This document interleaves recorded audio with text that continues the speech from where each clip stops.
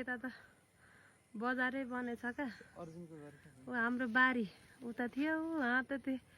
सबै घर मजा मजाका घर बनाएछन् है उता ल मजाको गाउँ देखियो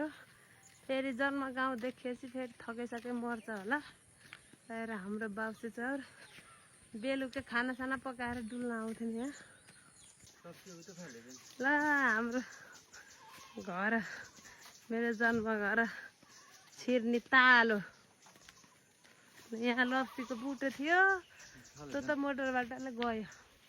हाम्रो टोयलेट पहिला ऊ त्यहाँ थियो त्यहाँनिर त्यो पनि गएछ कि क्या हो गाउँका केटाहरू ठुला ठुला भएन होला चिन्दिनँ मैले हाम्रो कटेर त्यो चाहिँ हाम्रो गोठ कालीमाटी त अहिले त रमाइलो भएको छ यस्तो भएछ भाइ ऊ नारायण दाईको घर यो दिदी माइत यहाँ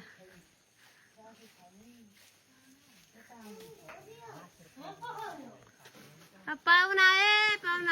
नमस्कार